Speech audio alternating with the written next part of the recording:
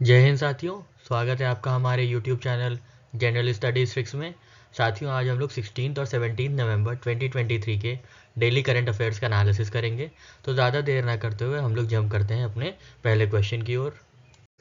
तो पहला क्वेश्चन है साथियों आपके लिए, इनमें से किसने सिक्योर किया है licence for satellite internet services. ठीक है, तो किन को मिला है licence satellite internet services provide करने के लिए इंडिया में। आपके ऑप्शन है साथियों, पहला ऑप्शन है Jio and Tata, second option है Jio and OneWeb, third option है BSNL एंड वन वेब, और फोर्थ ऑप्शन है साथियों जियो एंड BSNL। तो साथियों इसका सही आंसर है जियो एंड वन वेब। ठीक है, सेकेंड ऑप्शन जो है वो ठीक आंसर है इसका।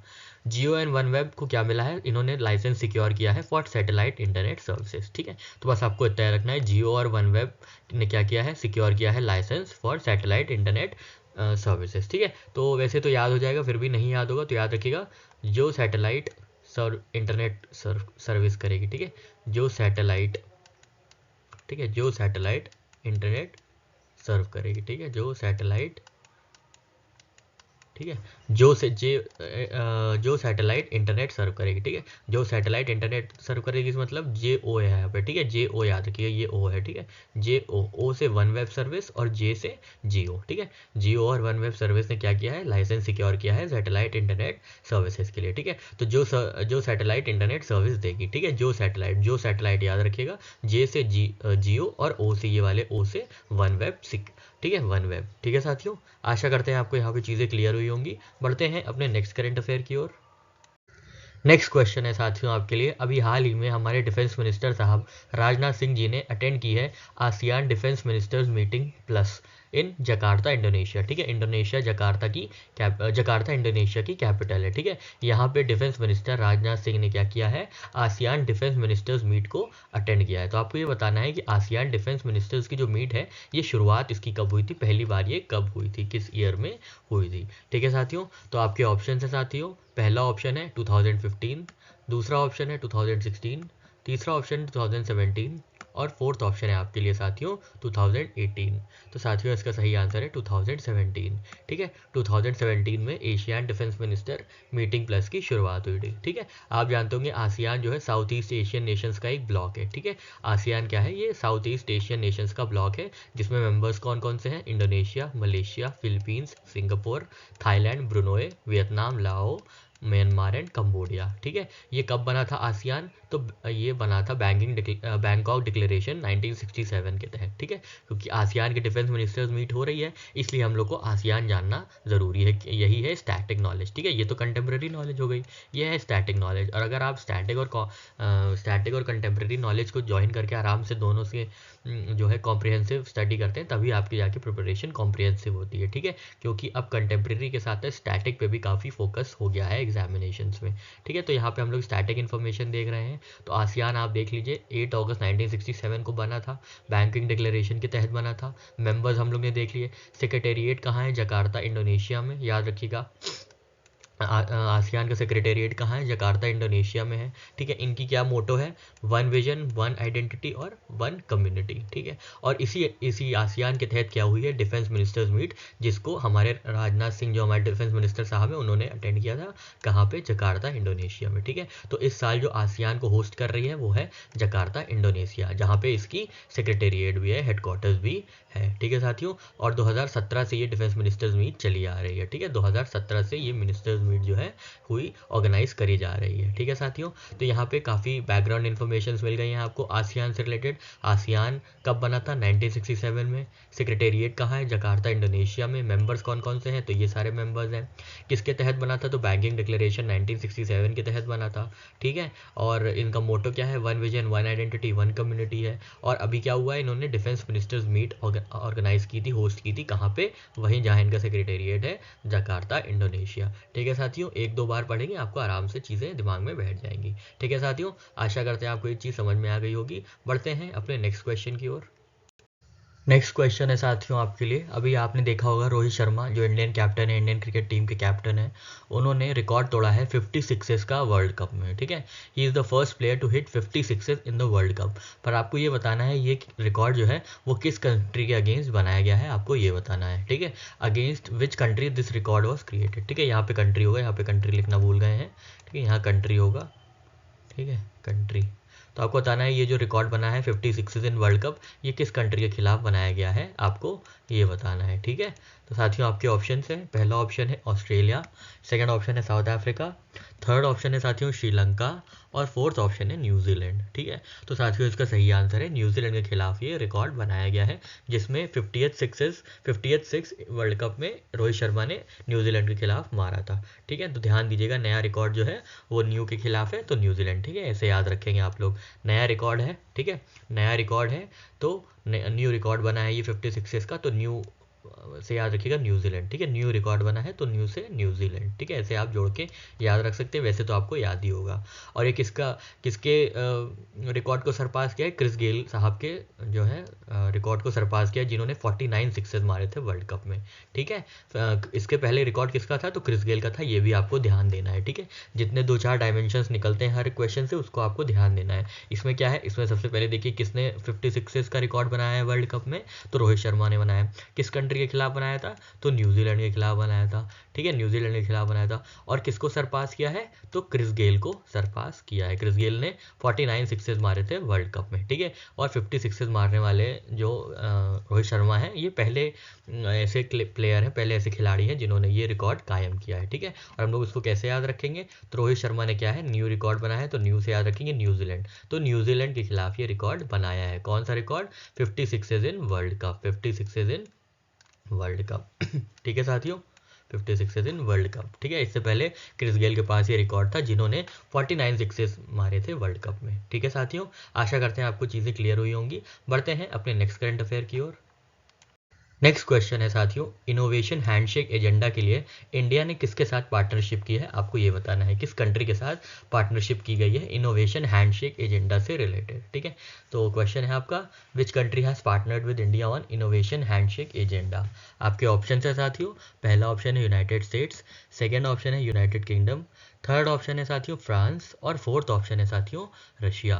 तो साथियों इसका सही आंसर है यूनाइटेड स्टेट्स। ठीक है, यूनाइटेड स्टेट्स के साथ क्या किया गया है, इनोवेशन हैंडशेक एजेंडा को फुलफिल किया गया है। इससे क्या होगा, इससे ये होगा कि जो इनोवेशन इकोसिस्टम है दोनों कंट्रीज़ के, वो आपस में इंटरकनेक्टेड हो जाएंगे और एक दूसरे को मतलब सपोर्ट करेंगे, इंक्यूबेट करेंगे और प्रॉस्पेरिटी लाने में बहुत ही एक अहम रोल निभाएंगे। ठीक है, तो इनोवेशन हैंडशेक एजेंडा जो है किससे रिलेटेड है, इंडिया और यूएस से रिलेटेड है। ध्यान दीजिएगा, यूएस से रिलेटेड है। ठीक है, यूएस से रिलेटेड है। ठीक है, इनोवेशन हैंडशेक एजेंडा। ठीक है, इनोवेशन हैंडशेक एजेंडा। ठीक है साथियों, बढ़ते हैं अपने नेक्स्ट करंट अफेयर की ओर। नेक्स्ट क्वेश्चन है साथियों आपके लिए, किसको life time disturbing the peace award से नवाजा गया है। ठीक है, किसको life time disturbing the peace award से नवाजा गया है, ध्यान दीजिएगा, life time disturbing the peace award. ठीक है, who is awarded with life time disturbing the peace award. आपके ऑप्शन है साथियों, पहला ऑप्शन है अरुंधति देसाई, सेकेंड ऑप्शन है कूलिन होवर, थर्ड ऑप्शन है इरफान हबीब, और फोर्थ ऑप्शन है सलमान रश्दी। ठीक है साथियों, तो ये जो अवार्ड मिला है ये सलमान रश्दी साहब को मिला है। ठीक है, सलमान रश्दी साहब को मिला है। ये किसने दिया है, वैक्लेव हेवल सेंटर ने, जो कि पहली बार ये अवार्ड दिया गया है, इनॉग्रल अवार्ड है, मतलब पहली बार ये अवार्ड इंस्टीट्यूट करके दिया जा रहा है। किसको, life time disturbing the peace award किसको दिया जा रहा है, सलमान रश्दी साहब को। और आला अब्दुल फतेह को क्या दिया जा रहा है, disturbing the peace award for courageous writer at risk. ठीक है, इन दोनों को डिस्टर्बिंग द पीस का अवार्ड मिल रहा है। ठीक है, इनको राइटर एट रिस्क के लिए अब्दुल फतेह को, और disturbing the peace, life time disturbing the peace award किसको मिला है, तो सलमान रश्दी साहब को मिला है। ये काफ़ी कंट्रोवर्शियल ऑथर रहे हैं, जैसे इनकी सैटेनिक वर्सेस जो है इंडिया में बैन हो गई थी, क्योंकि मतलब काफ़ी रिलीजियस सेंटिमेंट्स इनकी किताबों से, इनकी राइटिंग से हर्ट हो जाते हैं, इसलिए इनके जो वर्क से काफ़ी कंट्रोवर्शियल है, इनके जो राइटअप्स हैं काफ़ी कंट्रोवर्शियल है, और इसीलिए इनको ये सलमान रश्दी को डिस्टर्बिंग द पीस अवार्ड मिला है, life time disturbing the peace award. ठीक है, तो इसको आप कैसे याद रखेंगे, अगर आप रश करेंगे तो पीस नहीं आएगी, तो ठीक है पीस डिस्टर्ब होगी। कब डिस्टर्ब होगी साथियों, रश में। ठीक है, जब आप रश करेंगे, बहुत जल्दी जल्दी करेंगे, हर चीज़ जल्दी जल्दी करने की कोशिश करेंगे, तब क्या होगी, पीस डिस्टर्ब होगी। ठीक है, पीस क्या होगी, डिस्टर्ब होगी। तो हम लोग ऐसे जुगाड़ से अपना काम बना लेंगे। Life time disturbing the peace award किसको मिला है, जो रश करेगा, रश कौन है, रश्दी साहब। ठीक है, सलमान रश्दी साहब। ठीक है, एक छोटी सी ट्रिक थी आपके लिए, अगर आपको, वैसे तो आपको एक दो बार पढ़ेंगे, आप 2-3 बार रिवाइज करके ही जाएंगे एग्जाम से पहले, तो आराम से याद हो जाएगा। अगर फिर भी नहीं याद होता है, कहीं कन्फ्यूजन हो जाता है, तो याद रखिएगा कि रश जो है, जब रश करेंगे तो क्या होगा, पीस डिस्टर्ब हो जाएगी, तो इसलिए जो भी पीस को डिस्टर्ब करेगा वो कैसे करेगा, रश से करेगा। तो रश से याद रखेंगे रशदी साहब, ठीक है। तो रशदी साहब को डिस्टर्बिंग द पीस अवार्ड के लिए नवाजा गया है, life time disturbing the peace award के लिए। और life time disturbing the peace award for courageous writer at risk किसको मिला है, आला अब्दुल फतेह को, ठीक है, आला अब्दुल फतेह साहब को, ठीक है साथियों। ये इजिप्शियन एक्टिविस्ट है, इजिप्ट के रहने वाले हैं, आला अब्दुल फतेह, ठीक है साथियों। आशा करते हैं आपको चीज़ें समझ में आ गई होंगी। बढ़ते हैं अपने नेक्स्ट क्वेश्चन की ओर। नेक्स्ट क्वेश्चन है साथियों आपके लिए, किस ऑर्गेनाइजेशन ने पहली बार एलएनजी का शिप टू शिप ट्रांसफ़र किया है, ठीक है। एलएनजी का पहली बार शिप टू शिप ट्रांसफ़र करने वाली वो कौन सी ऑर्गेनाइजेशन बनी है, आपको ये बताना है, ठीक है। विच ऑफ द फॉलोइंग है successfully executed world's first ship to ship LNG transfer, liquefied natural gas transfer, ठीक है। आपके ऑप्शन है साथियों, पहला ऑप्शन है IOCL, सेकेंड ऑप्शन है गेल, थर्ड ऑप्शन है HPCL और फोर्थ ऑप्शन है BP, मतलब भारत पेट्रोलियम, ठीक है। वो BP नहीं है जो आप समझ रहे हैं, ठीक है। BP मतलब यहाँ पे भारत पेट्रोलियम है, ठीक है। तो साथियों यहाँ पे सही आंसर है गेल, ठीक है। अब gas authority of India limited जो है गैस से रिलेटेड ट्रांसफर्स करेगी, पर ये पहली ऐसी ऑर्गेनाइजेशन बनी है जिन्होंने शिप टू शिप का LNG ट्रांसफ़र किया है, ठीक है। Ship to ship LNG transfer करने वाली पहली ऑर्गेनाइजेशन कौन बनी है, तो गेल बनी है, ठीक है साथियों। ध्यान दीजिएगा कौन बनी है, गेल बनी है, ठीक है। बढ़ते हैं अपने नेक्स्ट क्वेश्चन की ओर। नेक्स्ट क्वेश्चन है साथियों, इंटरनेशनल डे फॉर टॉलरेंस हम लोग सेलिब्रेट करते हैं 16 नवंबर को। तो आपको बताना है इसकी थीम क्या है, इंटरनेशनल डे फॉर टॉलरेंस की, जो कि 16 नवंबर को सेलिब्रेट किया गया था। तो साथियों आपका ऑप्शन है, पहला ऑप्शन है tolerance a path to peace and reconciliation, second digital citizenship, third option है इंटरफेथ डायलॉग और फोर्थ ऑप्शन है साथियों LGBTQ+ इंक्लूसिविटी। तो टॉलरेंस जो है, टॉलरेंस की थीम क्या है इस बार की, आपको ये बताना है। तो साथियों इसका सही आंसर है tolerance a path to peace and reconciliation, इस बार की थीम है इंटरनेशनल डे फॉर टॉलरेंस की, ठीक है। तो टॉलरेंस क्या करता है, पहली बात तो पीस लाता है और रिकन्सिलिएशन लाता है। रिकन्सिलिएशन मतलब सामंजस्य लाता है या समझौता कहलाता है, ठीक है। और पीस मतलब शांति पैदा करता है या शांति जो है स्थापित करता है, ठीक है। पीस से भी हम लोग ने क्या देखा था, पीस कब डिस्टर्ब होती है साथियों, जब रश होता है, ठीक है। रश जब होता है तो पीस डिस्टर्ब होती है। तो हम लोग ने देखा था जो सलमान रश्दी हैं, हम लोग ने रश से याद किया था, रश्दी साहब, उनको life time disturbing the peace award मिला है, ठीक है। और disturbing the peace award writer at risk award किसको मिला है, अब्दुल फतेह साहब को, ठीक है। वो इजिप्शियन एक्टिविस्ट थे, हम लोग ने ये भी पीछे पढ़ा हुआ है, ठीक है। और यहाँ पे साथियों जो इंटरनेशनल डे फॉर टॉलरेंस की थीम क्या है, तो टॉलरेंस से क्या होगा साथियों, पहली बात तो पीस आएगी और दूसरी बात है रिकन्सिलिएशन होगा, ठीक है। शांति स्थापित होगी और सामंजस्य बनेगा, ठीक है। पीस और रिकन्सिलिएशन ध्यान दीजिएगा, बहुत इंपॉर्टेंट है, ठीक है। पीस और रिकन्सिलिएशन जहाँ पे होगा वही आपकी थीम होगी। तो tolerance is a path to peace and reconciliation, ठीक है साथियों। आशा करते हैं आपको ये छोटी सी ट्रिक समझ में आ गई होगी पीस और रिकन्सिलिएशन वाली। अब पढ़ते हैं हम लोग अपने नेक्स्ट करंट अफेयर की ओर साथियों। नेक्स्ट क्वेश्चन है साथियों आपके लिए, इंडियन इंटरनेशनल साइंस फेस्टिवल का वेन्यू क्या है, आपको ये बताना है। What is the venue of Indian International Science festival. आपके ऑप्शन है साथियों, पहला ऑप्शन है दिल्ली, सेकेंड ऑप्शन है फरुखाबाद, थर्ड ऑप्शन है अयोध्या और फोर्थ ऑप्शन है फरीदाबाद। तो साथियों आपको बताना है इंडियन इंटरनेशनल साइंस फेस्टिवल जो है वो कहाँ होस्ट किया जाएगा। तो साथियों आपको याद रखना है जो भी इंटरनेशनल चीज़ें होंगी वो बहुत फार होती है ना, तो फार से याद रखिएगा फरीदाबाद, ठीक है। फरीदाबाद जो है इसका राइट आंसर है, ठीक है। तो जो 9th एडिशन है इंडियन इंटरनेशनल साइंस फेस्टिवल का, वो कहाँ पे होगा, वो फरीदाबाद हरियाणा में होगा, ठीक है। फरीदाबाद हरियाणा में होगा नेक्स्ट ईयर 17 जनवरी से 20 जनवरी 2024 तक, ठीक है। और इसकी थीम क्या होगी साथियों, इसकी थीम होगी science and technology public outreach in Amrit Kaal, ठीक है। इस बार की थीम क्या होगी, मतलब इंडियन इंटरनेशनल साइंस फेस्टिवल की थीम क्या होगी, science and technology public outreach in Amrit Kaal, ठीक है। तो ऐसे याद रखेंगे हम लोग कि इंटरनेशनल साइंस फेस्टिवल कहाँ होगा, वो फार अवे होगा, ठीक है। फार मतलब फरीदाबाद, ठीक है। छोटी सी ट्रिक है, आशा करते हैं आपको याद हो जाएगी, ठीक है। इंडियन इंटरनेशनल साइंस फेस्टिवल कहाँ होगा साथियों, इंटरनेशनल देखते ही आपको समझ जाना चाहिए कि वो फार होगा। फार मतलब या क्या होगा, फार से याद रखिएगा फरीदाबाद, ठीक है। फरीदाबाद, और फरीदाबाद कहाँ है, हरियाणा में है, ठीक है। और इसकी थीम क्या है साथियों, इसकी थीम है science and technology public outreach in Amrit Kaal, ठीक है। और ये 9th एडिशन है, ठीक है। तो हम लोग ने तीनों dimensions Indian International Science festival के देख लिए। पहला डायमेंशन कौन सा एडिशन है, 9th एडिशन है, ठीक है। आपको भी इसी तरह सोचना है और इसी तरह चीज़ों को प्रिपेयर करना है, ठीक है। वेन्यू क्या है, फार है, फरीदाबाद, ठीक है, हरियाणा है। और थीम क्या है साथियों, थीम है public outreach in Amritkaal, science and technology public outreach in Amritkaal. ठीक है, तो हम लोग ने यहाँ पे सारे डायमेंशंस देख लिए। अब हम लोग बढ़ते हैं अपने नेक्स्ट करंट अफेयर की ओर। नेक्स्ट क्वेश्चन है साथियों, climate launch pad Asia Pacific finals का विनर कौन रहा है, आपको ये बताना है। Which of the following emerged victorious at climate launch pad Asia Pacific finals. तो आपके ऑप्शन है साथियों, पहला ऑप्शन है ग्रीन प्योर, सेकेंड ऑप्शन है climate and us, third option है she guard and fourth option is eco bottles. तो आपको ये बताना है climate launch pad Asia Pacific का फाइनल्स कौन जीता है। तो साथियों इसका सही आंसर है शी गार्ड।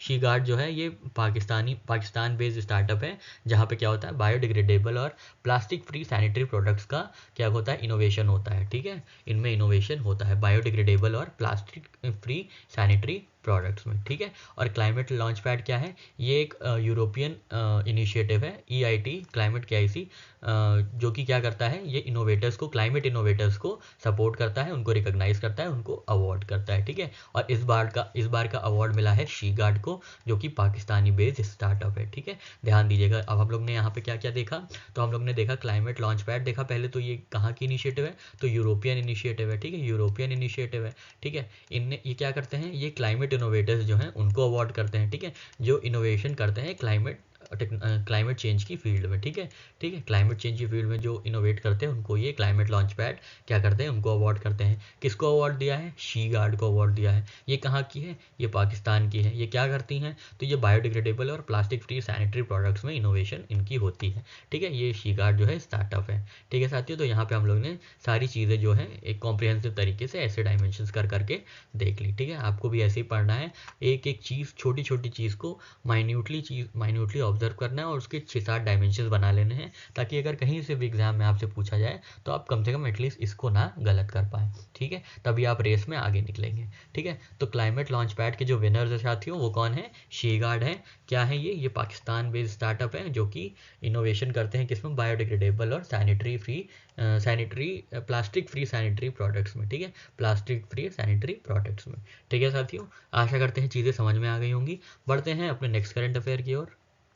साथियों यहाँ पे ऑबिचुअरी की बात कर लेते हैं। तो फ्रीडम फाइटर और कम्युनिस्ट लीडर एन शंकरैया साहब का निधन हो गया है 102 वर्ष की उम्र में। ठीक है, 102 वर्ष के थे ये। ठीक है, 102 साल के थे, 102 की एज थी इनकी। कौन, एन शंकरैया साहब, ये फ्रीडम फाइटर थे और कम्युनिस्ट लीडर थे। ठीक है, तो ध्यान दीजिएगा, एन शंकरैया जो है फ्रीडम फाइटर और कम्युनिस्ट लीडर थे। ठीक है साथियों, बढ़ते हैं अपने नेक्स्ट क्वेश्चन की ओर। नेक्स्ट क्वेश्चन है साथियों, लता मंगेशकर अवार्ड 2023 किसने जीता है, आपको ये बताना है। ठीक है, लता मंगेशकर अवार्ड 2023 किसने जीता है, आपको ये बताना है। आपके ऑप्शन है साथियों, पहला ऑप्शन है अभिजीत भट्टाचार्य जी ने, सेकंड ऑप्शन है अरिजीत सिंह ने, थर्ड ऑप्शन है सोनू निगम साहब ने, और फोर्थ ऑप्शन है सुरेश वाडकर साहब ने। तो साथियों इसका सही आंसर है सुरेश वाडकर साहब ने लता मंगेशकर अवार्ड 2023 जीता है। ठीक है, लता मंगेशकर अवार्ड कहाँ का है, तो ये महाराष्ट्र का अवार्ड है। ठीक है, वो महाराष्ट्र की रहने वाली थी, तो महाराष्ट्र गवर्नमेंट ने इनके कॉमेमोरेशन में ये अवार्ड जो है इंस्टीट्यूट किया है। ठीक है, तो लता मंगेशकर अवार्ड किसको मिला है साथियों, सुरेश वाडकर साहब को मिला है, ध्यान दीजिएगा। ठीक है, ना सोनू निगम ना अरिजीत सिंह। ठीक है, सुरेश वाडकर साहब को ये लता मंगेशकर अवार्ड दिया गया है। ठीक है, इसको कैसे याद रखेंगे, जो लता मंगेशकर जी थी उनको सुर कोकिला के नाम से जाना जाता था। ठीक है, सुर कोकिला, क्योंकि उनकी आवाज़ बहुत ही बेहतरीन थी। ठीक है, सुर कोकिला के नाम से जाना जाता था। तो जिसके सुर अच्छे हैं उसी को अवार्ड मिलेगा। ठीक है, ये आपके लिए ट्रिक बना रहे हैं, ऐसी बात नहीं है किसी पर्टिकुलर के लिए है ये ट्रिक बना रहे हैं। तो सुर किस में है, सुर देखिए इनमें है, SUR। ठीक है, SUR इनके नाम में ही सुर है, तो इनको अवार्ड मिला है क्या, किसका, लता मंगेशकर अवार्ड 2023। किसको, सुरेश वाडकर साहब को। ठीक है, सुरेश वाडकर साहब को अवार्ड मिला है, क्यों, क्योंकि इनके नाम में सुर है और लता जी के सुर बहुत अच्छे थे, बहुत ही तगड़े थे, बहुत ही परफेक्शनिस्ट टाइप का उनका सुर था। ठीक है, तो याद रखिएगा लता मंगेशकर अवार्ड उसको मिलेगा जिसके सुर अच्छे होंगे। सुर किसके अच्छे हैं, जिसके नाम में सुर है, नाम में सुर किसके है, तो सुरेश वाडकर से। ठीक है, SUR देखिए। ठीक है, SUR। ठीक है, छोटी सी ट्रिक है आपकी प्रिपरेशन ईज आउट करने के लिए। ठीक है साथियों, आशा करते हैं आपको ये चीज़ समझ में आ गई होगी। बढ़ते हैं अपने नेक्स्ट करंट अफेयर की ओर साथियों।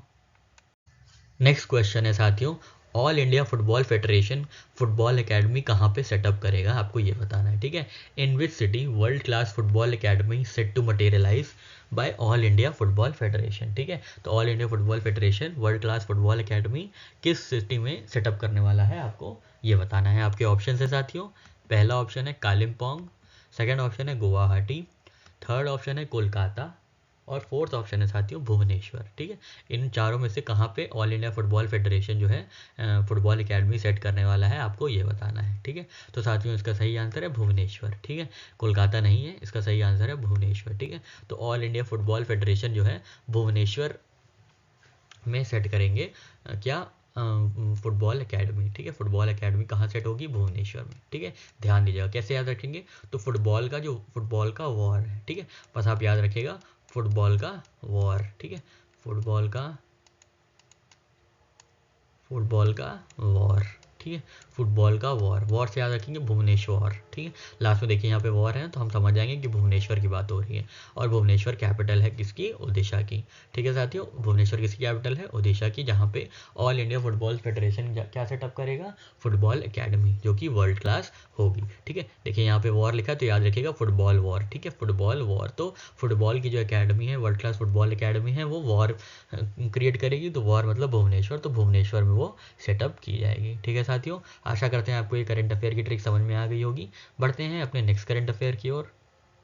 नेक्स्ट क्वेश्चन है साथियों, नोकिया को ऑप्टिकल ट्रांसपोर्ट नेटवर्क सप्लाई करने के लिए किस भारतीय कंपनी को, किस इंडियन ऑर्गेनाइजेशन को 1000 करोड़ का कॉन्ट्रैक्ट मिला है, आपको ये बताना है। ठीक है, जो नोकिया है वो फिनलैंड की कंपनी है, तो आपको ये बताना है नोकिया को ऑप्टिकल ट्रांसपोर्ट नेटवर्क सप्लाई करने के लिए किस इंडियन इंस्टीट्यूशन को 1000 करोड़ का कॉन्ट्रैक्ट मिला है, आपको ये बताना है। आपके ऑप्शन है साथियों, पहला ऑप्शन है टाटा, सेकेंड ऑप्शन है एयरटेल, थर्ड ऑप्शन है रिलायंस जियो, और फोर्थ ऑप्शन है साथियों BSNL। तो इनमें से किसको ये अवार्ड मिला है, ये कॉन्ट्रैक्ट मिला है 1000 करोड़ का, जिसके चलते नोकिया को सप्लाई करेंगे ऑप्टिकल ट्रांसपोर्ट नेटवर्क। ठीक है, तो साथियों इसका सही आंसर है, भाई साहब नहीं लगेगा, मतलब BSNL। तो स्टेट रन भारत संचार निगम लिमिटेड को क्या मिला है, 1000 करोड़ का ऑर्डर मिला है नोकिया से। ठीक है, नोकिया से किस चीज़ के लिए, for supply of optical transport network equipment. ठीक है, इस चीज़ के लिए ये सप्लाई मिली, इस चीज़ के लिए इनको कॉन्ट्रैक्ट मिला है। तो ध्यान दीजिएगा किसको मिला है, BSNL को मिला है ऑप्टिकल ट्रांसपोर्ट नेटवर्क की सप्लाई के लिए। किसको करना है सप्लाई, तो नोकिया को करना है। ठीक है, नोकिया को करना है ऑप्टिकल ट्रांसपोर्ट नेटवर्क की सप्लाई। ठीक है साथियों, बढ़ते हैं अपने नेक्स्ट करंट अफेयर की ओर।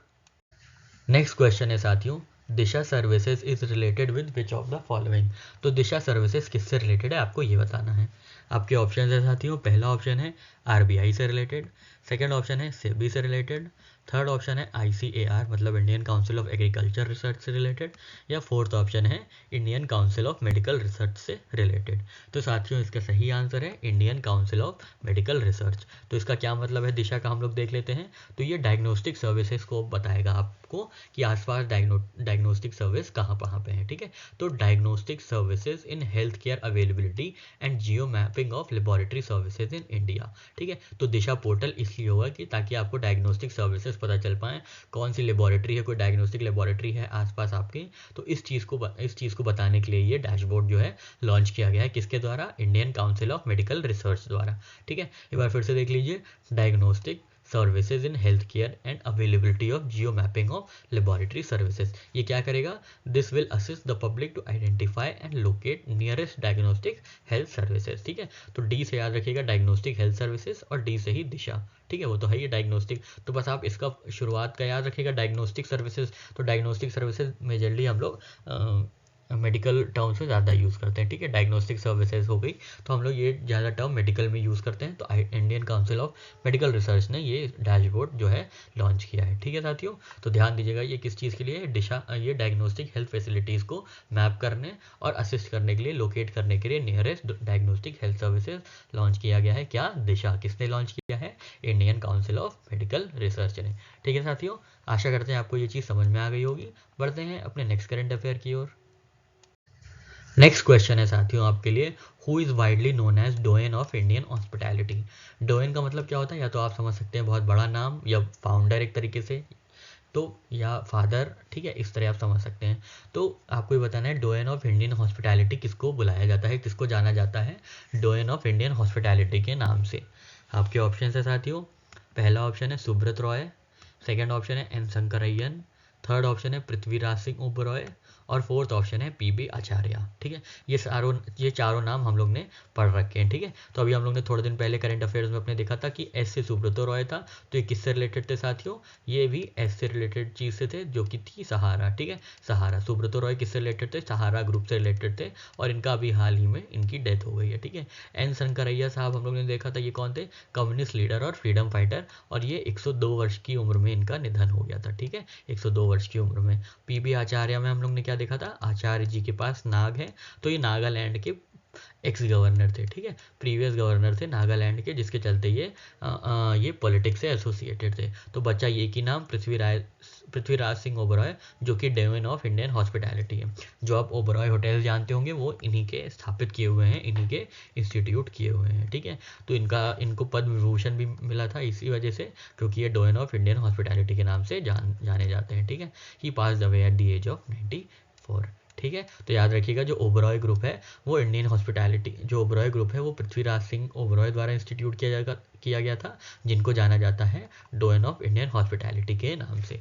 ठीक है साथियों, ध्यान दीजिएगा, डोयन ऑफ इंडियन हॉस्पिटैलिटी कौन है, तो पृथ्वीराज सिंह ओबरॉय साहब जो हैं डोयन ऑफ इंडियन हॉस्पिटैलिटी थे। ठीक है साथियों, आशा करते हैं चीज़ें समझ में आ गई होंगी। बढ़ते हैं अपने नेक्स्ट करंट अफेयर की ओर।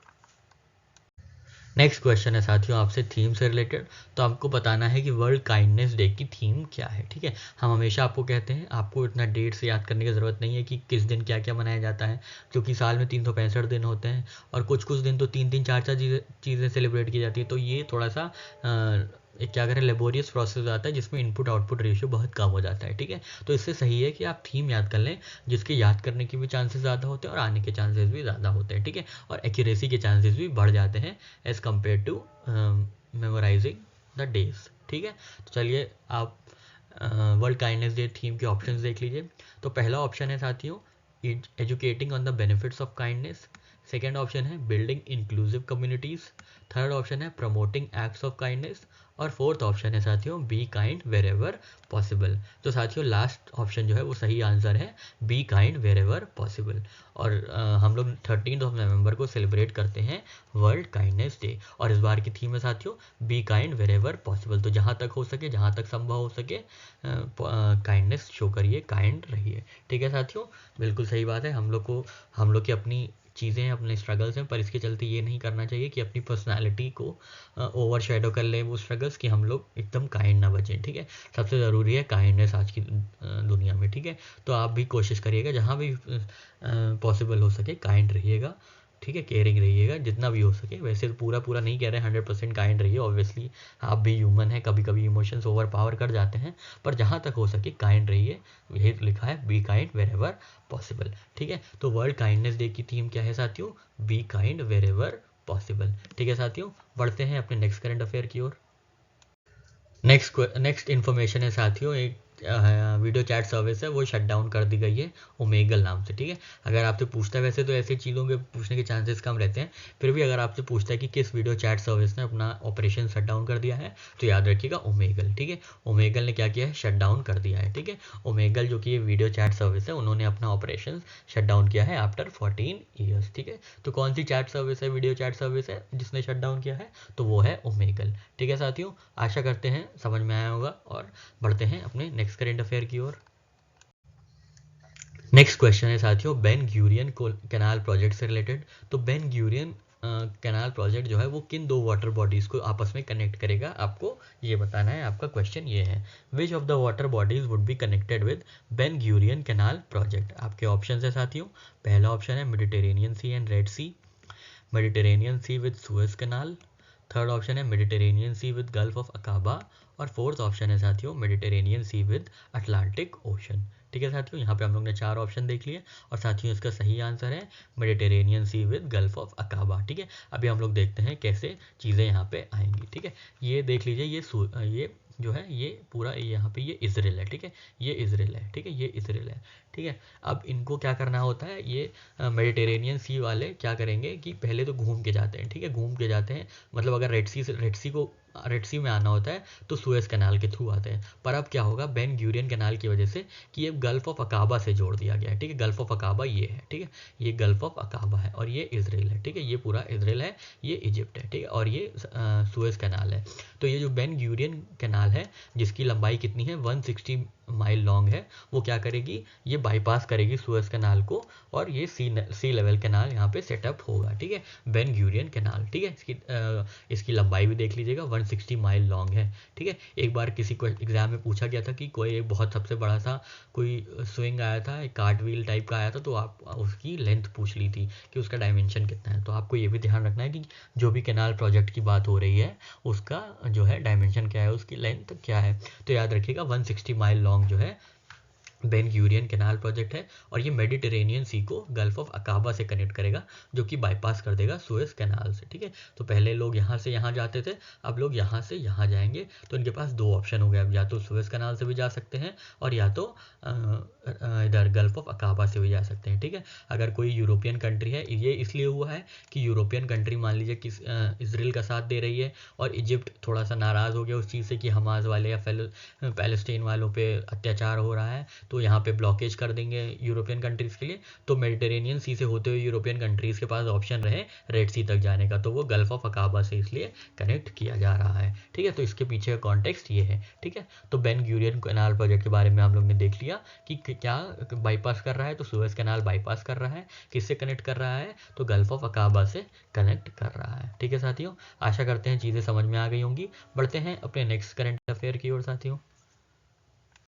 नेक्स्ट क्वेश्चन है साथियों, where would you find Madiga community, ठीक है। मडीगा कम्युनिटी कहाँ मिलेगा आपको, आपको ये बताना है, ठीक है। पहला ऑप्शन है साथियों गोवा, सेकंड ऑप्शन है केरला, थर्ड ऑप्शन है साथियों आंध्र प्रदेश और फोर्थ ऑप्शन है तेलंगाना, ठीक है। तो आपको बताना है कि मडीगा कम्युनिटी जो है आपको कहाँ देखने को मिलेगी, आपको ये बताना है, ठीक है। अभी न्यूज़ में ही था इसलिए आपसे ये क्वेश्चन पूछा जा रहा है, ठीक है। इसका सही आंसर है तेलंगाना, ठीक है। तो ये तेलंगाना में मडीगा कम्युनिटी है, जहाँ पे प्रधानमंत्री मोदी साहब ने कहा था कि मडीगा कम्युनिटी में क्या किया जाएगा, सब कैटेगराइजेशन किया जाएगा, ठीक है। मडीगा कम्युनिटी क्या है, शेड्यूल कास्ट कम्युनिटी है, ठीक है। तो सब कैटेगराइजेशन से क्या होगा साथियों, मान लीजिए ये सब शेड्यूल कास्ट कम्युनिटी है, तो इसमें सब कैटेगराइज कर दिया जाएगा, सब कैटेगराइज ऐसे कर दिया जाएगा कि जो सबसे ज़्यादा पुअरेस्ट ऑफ द पुअर हैं इस शेड्यूल कास्ट कम्युनिटी में, उनको सबसे पहले जो है बेनिफिट्स दिए जाएंगे, जो भी सरकार बेनिफिट्स देती है रिजर्वेशन के नए स्कीम्स के, सबसे पहले उनको मिलेगा। उसके बाद जो थोड़े से मतलब फॉरवर्ड कास्ट हैं इसी मडीगा कम्युनिटी में, उनको तो सबसे पहले जो सीप डाउन होंगे बेनिफिट्स वो पुअरेस्ट ऑफ द पुअर या बैकवर्ड, सबसे मोस्ट बैकवर्ड ग्रुप को मडीगा कम्युनिटी में जो है बेनिफिट्स मिलेंगे, इसीलिए सब कैटेगराइजेशन होगा मडीगा कम्युनिटी का। ये मडीगा कम्युनिटी कहाँ है, तो ये तेलंगाना की कम्युनिटी है, एससी कम्युनिटी है, ठीक है साथियों। तो आशा करते हैं चीज़ें आपको समझ में आ गई होंगी, और अगर आप नहीं याद कर पाएंगे मडीगा कम्युनिटी तो याद रखिएगा कि अगर कोई गाना गाता है तो आप मैड हो जाते हैं ना, अगर कोई गाना गाएगा तो आप मैड हो जाएंगे, ठीक है। तो गाना से याद रखिएगा तेलंगाना और मैड से साथियों मडीगा कम्युनिटी, ठीक है साथियों। आशा करते हैं आपको करंट अफेयर की ये ट्रिक समझ में आ गई होगी। बढ़ते हैं अपने नेक्स्ट करंट अफेयर की ओर। नेक्स्ट इन्फॉर्मेशन है साथियों पीवीटीजी डेवलपमेंट मिशन से रिलेटेड। तो आपको याद रखना है प्रधानमंत्री साहब ने जनजाति गौरव दिवस के दिन क्या लॉन्च किया है, पीवीटीजी डेवलपमेंट मिशन, ठीक है। पीवीटीजी क्या है साथियों, पर्टिकुलरली वल्नरेबल ट्राइबल ग्रुप्स, ठीक है। ट्राइबल ग्रुप्स को पर्टिकुलरली जो वल्नरेबल ट्राइबल ग्रुप्स हैं उनको डेवलपमेंट के लिए पीवीटीजी डेवलपमेंट मिशन शुरू किया गया है। अभी हम लोग पीवीटीजी के बारे में और देखेंगे, अभी हम लोग डेवलपमेंट मिशन जो कि नई स्कीम है इसके बारे में देख लेते हैं, ठीक है। तो सबसे पहले देख लेते हैं इसका अलॉटमेंट कितना हुआ है। तो 24,000 करोड़ का ये प्रोजेक्ट है, ठीक है। 24,000 करोड़ का ये प्रोजेक्ट है, ठीक है। और ये क्या करेगा, ये डेवलप करेगा पीवीटीजीज को, ठीक है, पर्टिकुलरली वल्नरेबल ट्राइबल ग्रुप्स को, ठीक है। इसमें क्या होगा, इसमें क्रिटिकल इंफ्रास्ट्रक्चर जैसे कि power, water, road connectivity, housing, education पे काम किया जाएगा, ताकि जो बेनिफिट्स हैं वो direct particularly vulnerable tribal group तक पहुँचे, ठीक है, ताकि वो कहीं से भी पीछे ना रह जाए, ठीक है। कि 11 तरीके के इंटरवेंशन होंगे, जैसे कि अभी हम लोग ने देखा ना क्रिटिकल इंटरवेंशन, तो वही होंगे जैसे प्रधानमंत्री ग्राम सड़क योजना, प्रधानमंत्री ग्राम आवास योजना, जल जीवन मिशन और अदर्स जितने भी स्कीम चल रही हैं उनको टारगेट किया जाएगा पर्टिकुलरली वल्नरेबल ट्राइबल ग्रुप्स की ओर, ठीक है। इसके साथ साथ क्या होगा, उनके हेल्थ पे काम किया जाएगा, जैसे जन आरोग्य योजना, फिर विमेन हेल्थ पे काम किया जाएगा, सुरक्षित मातृत्व योजना। तो इन सब चीज़ों के लिए क्या किया जाए, इन सब चीज़ों के लिए प्रधानमंत्री ने लॉन्च किया है PMPVTG डेवलपमेंट मिशन, ठीक है, particularly vulnerable tribal group development mission, जिसका नाम है PM जन मन, ठीक है, PM जन मन। अभी हम लोग आगे देखेंगे, ठीक है, PM जन मन, ठीक है, PM जन मन, ठीक है साथियों। तो यहाँ पे 24,000 करोड़ का प्रोजेक्ट है ये, और किसके लिए काम होगा, तो पर्टिकुलरली वल्नरेबल ट्राइबल ग्रुप्स के लिए ये काम होगा, ठीक है। चलिए बढ़ते हैं और कुछ चीज़ें और देख लेते हैं इसी से रिलेटेड। यहाँ देखिए साथियों, थर्ड जनजाति गौरव दिवस के दिन लॉन्च किया गया था प्रधानमंत्री जनमन योजना। तो जनमन क्या है, जनजाति आदिवासी न्याय महाअभियान, ठीक है। यही 24,000 करोड़ की स्कीम है जो कि बेनिफिट करेगी किसमें, क्रिटिकल स्ट्रक्चर्स में, जैसे कि पावर, हेल्थ, एजुकेशन, ठीक है, इंफ्रास्ट्रक्चर। तो अभी हम लोग ने ये पहले देखा था। तो इसी का नाम है PM जनमन, ठीक है, PM जनमन, ठीक है। इसका फुल फॉर्म क्या है, जनजाति आदिवासी न्याय महाअभियान, ठीक है साथियों। और क्या चीज़ लॉन्च की गई है जनजातीय गौरव दिवस के दिन, तो विकसित भारत संकल्प भारत लॉन्च किया गया, ठीक है, विकसित भारत संकल्प भारत, ठीक है। विकसित भारत संकल्प भारत में क्या होगा कि जो भी एलिजिबल हैं इन चीज़ों के लिए, गवर्नमेंट की स्कीम्स के लिए, तो उनको थोड़ा सा अवेयर किया जाएगा, उनको एक्सपोज किया जाएगा इन चीज़ों के लिए कि स्कीम्स चला रही है भारत सरकार, उसका आप फ़ायदा उठाइए, उसको आप यूटिलाइज करिए, ठीक है, जो भी एलिजिबल हैं उनके लिए, ठीक है। Nationwide programme to reach out to all villages and include those who are eligible for various central scheme, ठीक है। और PM किसान स्कीम के बारे में तो आप जानते ही हैं, ठीक है। और इसमें क्या होगा, तो इसमें 18,000 करोड़ रुपए दिए जाएंगे एज 15th इंस्टॉलमेंट, ठीक है। प्रधानमंत्री जनजाति गौरव दिवस के दिन 18,000 करोड़ जो है दिए जाएंगे PM किसान स्कीम के अंतर्गत, जिसमें 15th इंस्टॉलमेंट होगी प्रधानमंत्री किसान स्कीम की, ठीक है साथियों। तो यहाँ पे 3 चीज़ें हुई हैं, ध्यान दीजिएगा। और सबसे इंपॉर्टेंट है PM जनमन, ठीक है, इसी को PVTG डेवलपमेंट मिशन के नाम से जाना जाता है, ठीक है, जो अभी हम लोग ने देखा। और इसका क्वांटम क्या है, इसकी धनराशि क्या है, तो इसकी धनराशि है 24,000 करोड़ रुपए, ठीक है साथियों। बढ़ते हैं अपने नेक्स्ट करंट अफेयर की ओर। अब साथियों यहाँ पे हम लोग पर्टिकुलरली वल्नरेबल ट्राइबल ग्रुप्स की बात कर लेते हैं। तो हम लोग ने वो कंटेम्प्रेरी इन्फॉर्मेशन देखी, अब हम लोग स्टैटिक इन्फॉर्मेशन देखते हैं, ठीक है। तो आपको ये बताना है सबसे ज़्यादा पॉपुलेशन जो PVTGs की है वो किस जिले में है, आपको किस स्टेट में है, आपको ये बताना है। आपके ऑप्शन है साथियों, पहला ऑप्शन है उड़ीसा, सेकेंड ऑप्शन है मध्य प्रदेश, थर्ड ऑप्शन है तेलंगाना, और फोर्थ ऑप्शन है आंध्र प्रदेश, ठीक है। तो साथियों आपको ये बताना है कि लार्जेस्ट पॉपुलेशन जो है PVTGs की वो कहाँ है, ठीक है। तो साथियों इसका सही आंसर है उड़ीसा, ठीक है। ओडिशा में सबसे ज़्यादा पॉपुलेशन है PVTGs की, ठीक है, पर्टिकुलरली वल्नरेबल ट्राइबल ग्रुप्स की, ठीक है। अब ये आप देखिए कॉन्सेप्ट है कि ये ट्राइबल ग्रुप्स है मान लीजिए, तो ये पर्टिकुलरली वल्नरेबल ट्राइबल ग्रुप है, जो मोस्ट वल्नरेबल, जो ट्राइबल ग्रुप्स में जो मोस्ट वल्नरेबल होते हैं उनको पर्टिकुलरली वल्नरेबल ट्राइबल ग्रुप्स कहते हैं, ठीक है। इनका आइडेंटिफिकेशन कैसे होता है, ये कॉन्स्टिट्यूशनली डिफाइंड फ्रेमवर्क नहीं है। ये 1973 में देवर कमीशन ने, जो देवर कमीशन था, उन्होंने सेपरेट कैटेगरी निकाली थी प्रिमिटिव ट्राइबल ग्रुप्स की, ठीक है, प्रिमिटिव ट्राइबल ग्रुप्स की, जिनको हम लोग आज जानते हैं पर्टिकुलरली वल्नरेबल ट्राइबल ग्रुप्स, ठीक है। इनको आइडेंटिफाई कैसे किया जाता है, तो इनके क्या होते हैं, इनके प्रिमिटिव ट्रेड्स होते हैं, इनकी ज्योग्राफिकल आइसोलेशन होती है, इनकी लिटरेसी बहुत कम होती है, पॉपुलेशन ग्रोथ जो होती है कई बार तो निगेटिव हो जाती है और जीरो रहती है, और बैकवर्डनेस बहुत रहती है, जिसके चलते इनको पर्टिकुलरली वल्नरेबल ट्राइबल ग्रुप्स का दर्जा दिया जाता है, ठीक है। तो सबसे पहले जो है देवर कमीशन ने इनको आइडेंटिफाई किया था, ठीक है, देवर कमीशन ने इनको आइडेंटिफाई किया था। फिर 1975 में सेंटर ने 52 पर्टिकुलरली वल्नरेबल ट्राइबल ग्रुप्स को आइडेंटिफाई किया था। फिर 1993 में 23 मोर ग्रुप्स को रिकॉग्नाइज किया गया था। उसके बाद से क्या हुआ था कि जो है 2006 में इनको नाम दिया गया था PVTGs, ठीक है, 2006 में इनको नाम दिया गया था पर्टिकुलरली वल्नरेबल ट्राइबल ग्रुप्स। और आज की डेट में साथियों 75 ट्राइब्स ऐसे हैं जो कि PVTGs ग्रुप में आते हैं, ठीक है। PVTGs जो है इनकी जो ये UPSC का क्वेश्चन था, शायद UPSC 2019 या 2020 में पूछा गया था कि PVTGs कितनी है इंडिया में, तो इंडिया में 75 ट्राइब्स हैं जो PVTGs का दर्जा जो होल्ड करती हैं, ठीक है। और सबसे ज़्यादा जो PVTGs हैं वो कहाँ पे है, ओडिशा में में है, उसके बाद मध्य प्रदेश में है, उसके बाद आंध्र प्रदेश में है। ठीक है, तो 3 ओडिशा, मध्य प्रदेश, आंध्र प्रदेश, ये तीनों नाम आप याद रखिएगा। सबसे ज़्यादा जो पर्टिकुलरली वल्नरेबल ट्राइबल ग्रुप्स हैं वो यहीं पे हैं, सबसे ज़्यादा ओडिशा में है। ठीक है, और जो उसमें सबसे ओडिशा में सबसे बड़ी पीवीटीजी जो है वो है सौरा कम्युनिटी। ठीक है, याद रखिएगा, बहुत इंपॉर्टेंट है, ट्राइब से ज़रूर ही एक क्वेश्चन फॉर्म हो जाता है। ठीक है, तो सौरा कम्युनिटी जो है ओडिशा की, वो पर्टिकुलरली वल्नरेबल ट्राइबल ग्रुप है और सबसे बड़ी ग्रुप है। ठीक है, जिनकी एटलीस्ट जो पॉपुलेशन है वो है अराउंड 5,35,000। ठीक है, तो यहाँ पे हम लोग ने सारी बैकग्राउंड इन्फॉर्मेशन भी देख ली, पीवीटीजी से रिलेटेड हम लोग ने मिशंस भी देख लिया, जो कैसे कमीशंस आए थे और जो मिशन लॉन्च हुआ है मिशन जनमन, और इससे रिलेटेड और भी चीज़ें, कैसे कौन ट्राइबल ग्रुप पर्टिकुलरली वल्नरेबल हैं। ठीक है, कहाँ पे उनकी जो है पॉपुलेशन सबसे ज़्यादा है, जनसंख्या सबसे ज़्यादा है। ठीक है, कितनी पर्टिकुलरली वल्नरेबल ट्राइबल ग्रुप्स हैं, तो हम लोग ने ये सब चीज़ें देख ली। अब हम लोग पीवीटीजी में कोई भी क्वेश्चन पूछा जाता है तो इसी में से पूछा जाएगा। ठीक है साथियों, आशा करते हैं आपको ये चीज़ समझ में आ गई होगी। आप 1-2 बार 2-3 बार पढ़ेंगे तो ऑब्वियसली आपके दिमाग में आराम से बैठ जाएगी। कोई बहुत ही टेक्निकल चीज़ नहीं है, बस थोड़ी सी फैक्चुअल चीज़ें हैं। ठीक है, अब बढ़ते हैं हम लोग नेक्स्ट करंट अफेयर की ओर साथियों। नेक्स्ट क्वेश्चन है साथियों इंडो पैसिफिक इकोनॉमिक फ्रेमवर्क से रिलेटेड। ठीक है, तो आपको ये बताना है Indo Pacific Economic Framework for prosperity है जो, उसका कौन सा कथन जो है गलत है, या कौन सा जो स्टेटमेंट है वो नॉट ट्रू है, इनकरेक्ट है। ठीक है, ध्यान दीजिएगा, क्वेश्चन बहुत इत्मीनान से पढ़ना है आपको। ठीक है, अगर आप क्वेश्चन सही से पढ़ लिए तो आपका एटलीस्ट 50% जो है प्रिपरेशन कामयाब हो जाएगी। ठीक है, अगर आप क्वेश्चन ही गलत किए तो फिर उसके बेसिस पे आंसर भी गलत करेंगे तो फिर कोई मतलब आपकी सारी प्रिपरेशन जो आपने इतना टॉयल किया है थ्रू आउट द ईयर और थ्रू आउट 6 मंथ वो सब बेकार हो जाएगा। तो सबसे पहली ज़रूरी बात ये है कि आपको क्वेश्चन बहुत ही इत्मीनान से पढ़ना है। ठीक है, तो आपको ये बताना है Indo Pacific Economic Framework for prosperity से क्या चीज़ गलत है। तो पहला ऑप्शन है साथियों कि this is launched by United states.